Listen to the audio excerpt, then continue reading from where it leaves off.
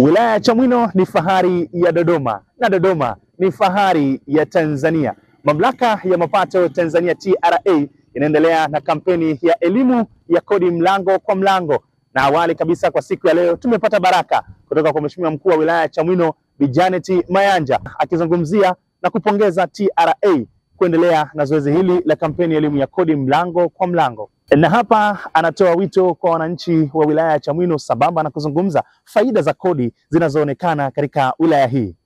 Mfanyabiashara unavyolipa kodi, kodi hiyo unayolipa inaenda kuchangia kwenye utekelezaji wa miradi ya maendeleo na huduma za serikali zinazotolewa kwa wananchi.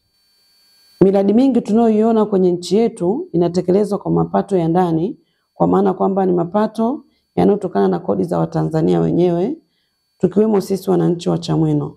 Na hapa Chamwino tuna miradi mingi inayotekelezwa, miradi ya elimu, miradi ya barabara na miradi mbalimbali ambayo inatekelezwa kwa kutumia kodi za Watanzania, ikiwemo kodi za wananchi wa Chamwino. Manake wafanyabiashara wa Chamwino au wananchi wa Chamwino ni sehemu ya Watanzania.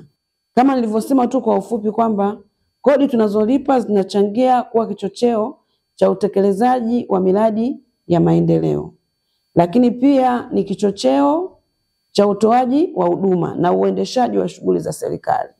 Lakini sasa mmejenga utaratibu wa kuwatembelea, kuwasikiliza, kuwashauri, kuwakumbusha.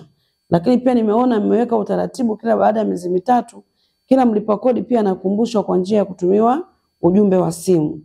Kwa hiyo naomba sana wanachamwino wale ambao wana sifa za kulipa kodi, kwa hiyo niwaombe waendelee kufanya huo utamaduni kwa ajili ya kuchangia maendeleo ya nchi yetu. Hatuna nchi nyingine zaidi ya Jamhuri ya Muungano wa Tanzania, na nchi hii itajengwa na Watanzania wenyewe. Kutoka hapa ofisi ya Mkuu wa Wilaya ya Chamwino, mimi naitwa Yahya Said kutoka Idara ya Elimu kwa Mlipa Kodi na Mawasiliano TRA. TRA, pamoja tunajenga taifa letu.